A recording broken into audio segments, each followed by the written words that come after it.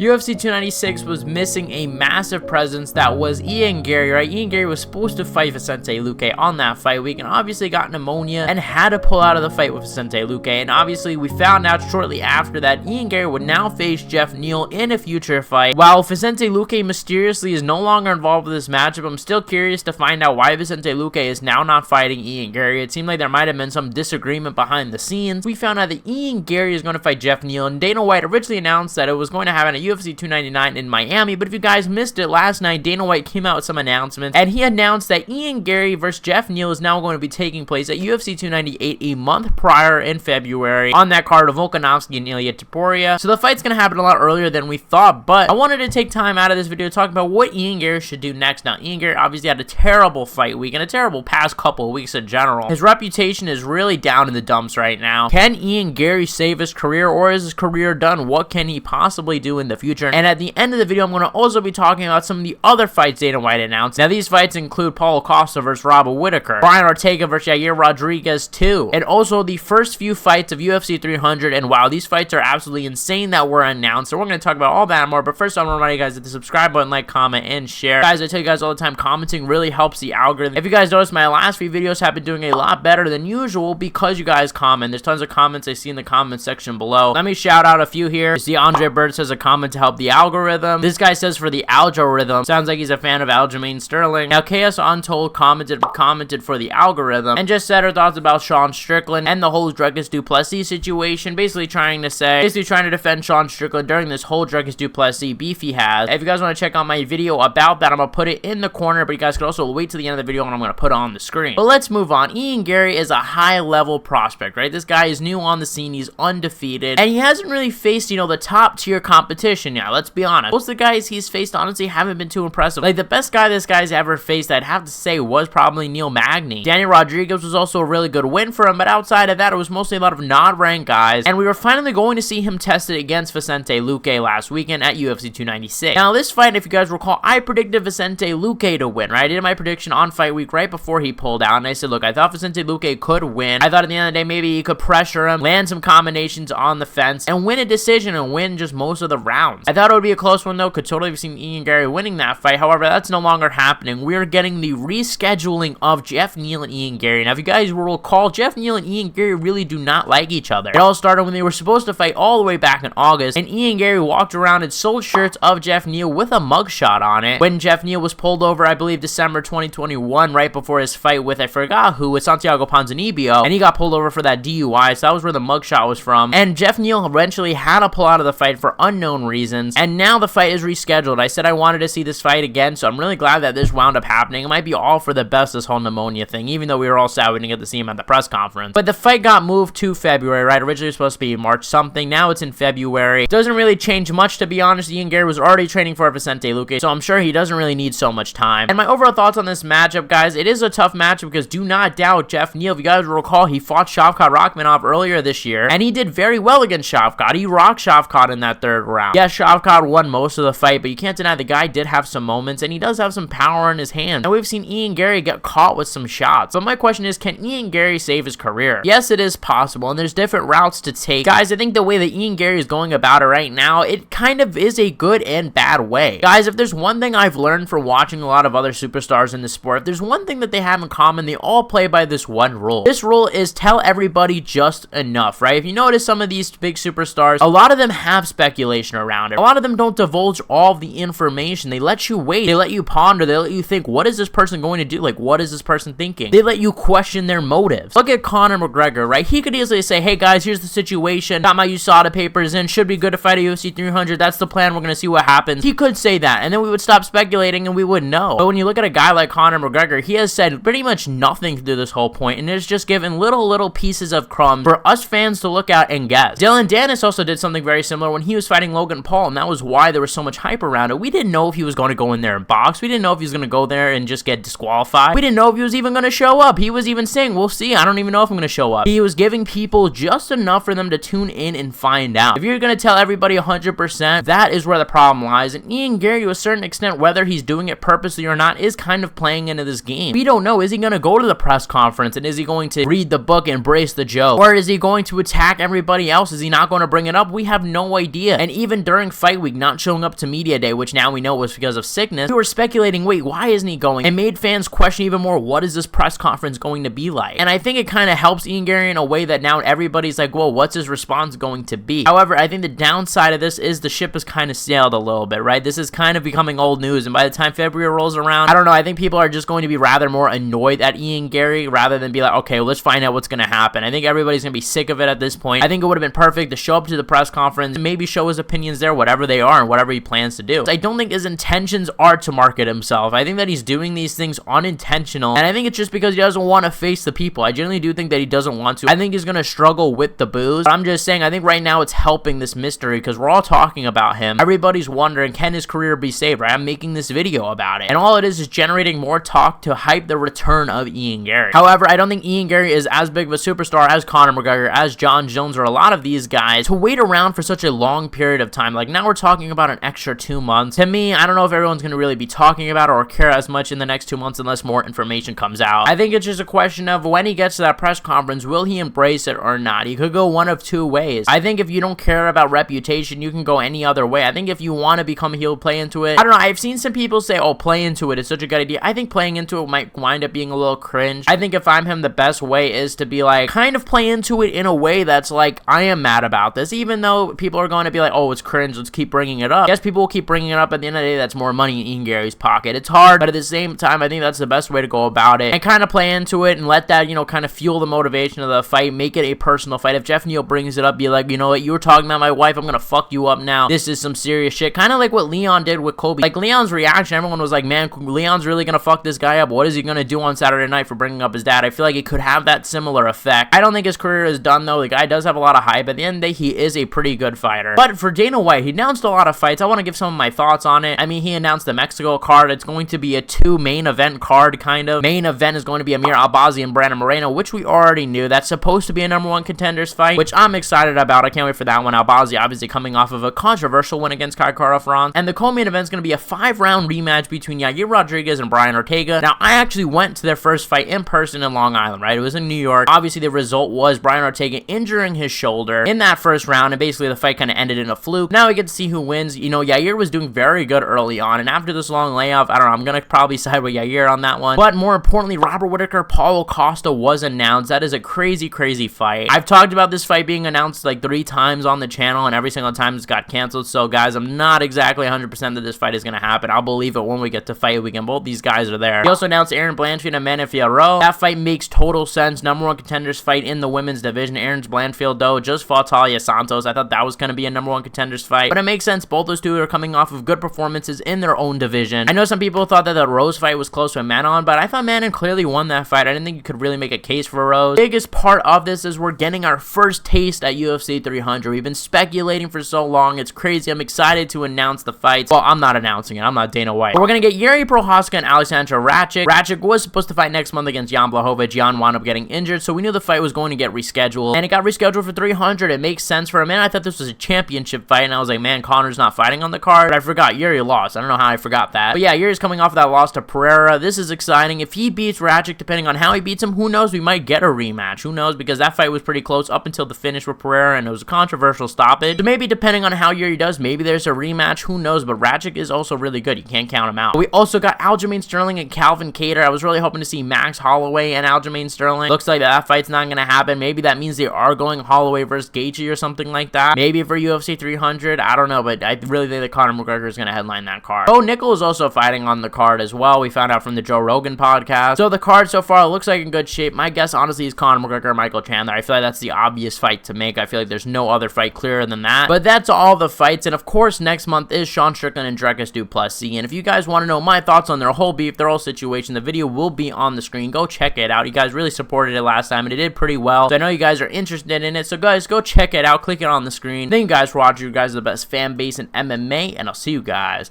in the next one.